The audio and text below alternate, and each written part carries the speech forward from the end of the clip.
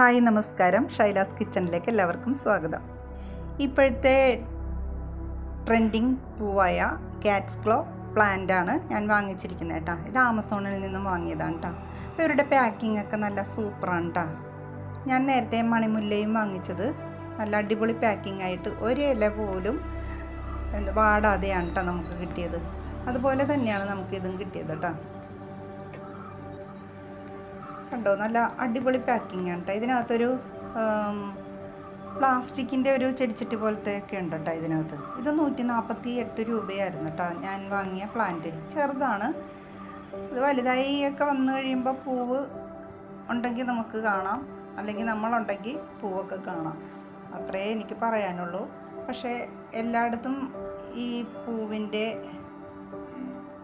അതായത് ഈ പൂവിങ്ങനെ പൂത്ത് നിൽക്കുന്നത് കാണുമ്പോൾ നല്ല രസമാണ് കേട്ടോ.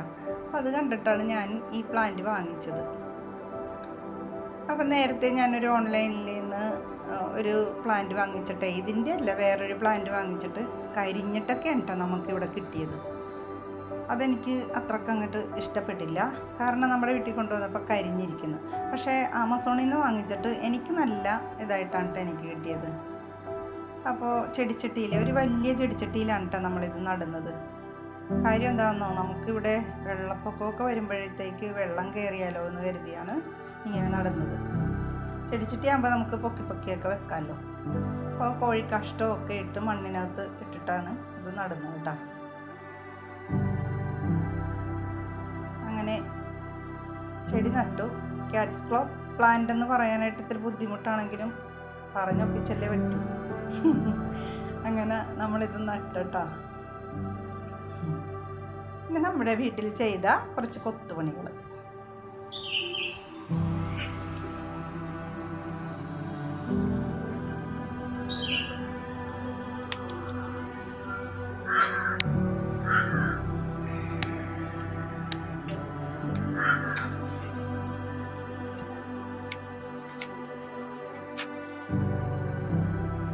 ഇതിനകത്തൊരു ഡിസൈൻ വരച്ചിരിക്കുന്നതാണ് കേട്ടോ കാണുന്നത്.